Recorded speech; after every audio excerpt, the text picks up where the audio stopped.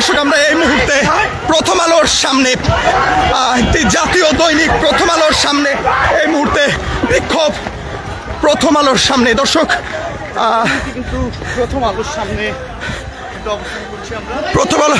প্রথম আলোর সামনে এই মুহূর্তে বিক্ষোভ আমরা দেখতে পাচ্ছি। শিক্ষার্থীদের একটি অংশ তারা প্রথম আলোর দিকে উদ্দেশ্য করে দৌড়ে আসে এবং সেখানে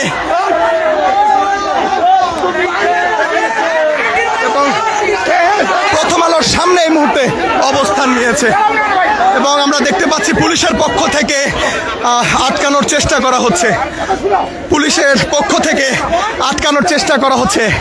জাতীয় দৈনিক প্রথম আলোর সামনে এই মুহূর্তে বিক্ষোভ। সেই বিক্ষোভে ছাত্র জনতার উপস্থিতি। শরীফ ওসমান হাদী বাংলাদেশ সময় রাত 9:45 পৃথিবীর মায়া ত্যাগ করেছেন এবং সেই সংবাদ প্রচারিত হওয়ার পর থেকে ছাত্র জনতা বিক্ষোভে ফেটে পড়ে এবং এই পর্যায়ে প্রথম আলোর সামনে ছাত্র জনতার বিক্ষোভ, সেটি আপনারা দেখতে পাচ্ছেন।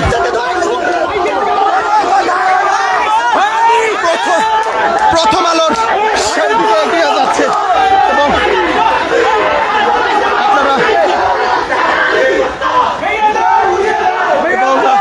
প্রথম আলোর সামনে এসে স্লোগান দিচ্ছেন বিক্ষুব্ধ ছাত্র জনতা এবং আমরা দেখতে পাচ্ছি এখানে তেজগাঁও থানা পুলিশের সদস্যরা উপস্থিত রয়েছে এবং তেজগাঁও থানার ওসি এবং পুলিশ সদস্যরা এখানে উপস্থিত রয়েছে। প্রথম আলোর সামনের দৃশ্য এটি। প্রথম আলোর সামনের পরিস্থিতি আপনাদের সামনে তুলে ধরার চেষ্টা করছি। আমরা রয়েছি রাজধানীর কাউরান বাজার এলাকায় এবং রাজধানীর কাউরান বাজার এলাকায় অবস্থিত দৈনিক প্রথম আলোর অফিস এবং সেই অফিসের সামনে এই মুহূর্তে বিক্ষোভ এবং শিক্ষার্থীদের বিক্ষোভে তোপের মুখে এই গণমাধ্যমটি এবং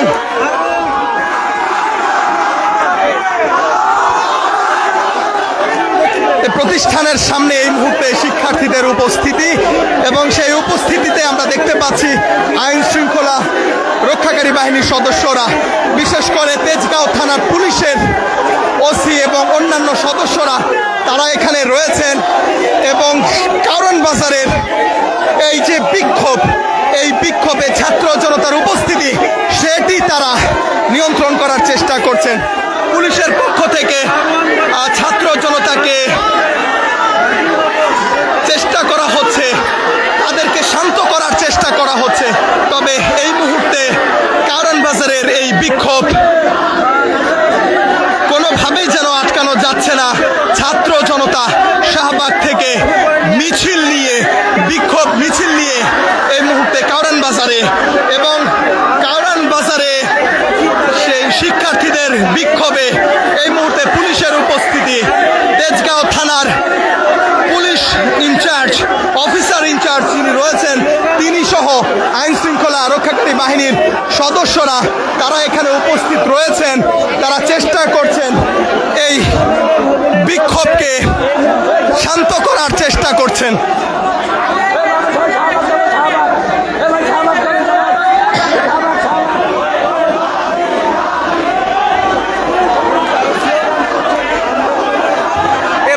শিক্ষার্থীদের একটি পক্ষ যারা কিনা শিক্ষার্থীদেরকে থামানোর চেষ্টা করছেন এবং তারা কারণ বাজারের এই স্থান থেকে তারা বারবার শিক্ষার্থীদেরকে বলছেন শাহবাগে ফিরে যেতে এবং কোনো প্রতিষ্ঠানের যেন কোনো ধরনের ক্ষয়ক্ষতি না হয় সেই দিকে লক্ষ্য রাখার জন্য তারা আহ্বান জানাচ্ছেন।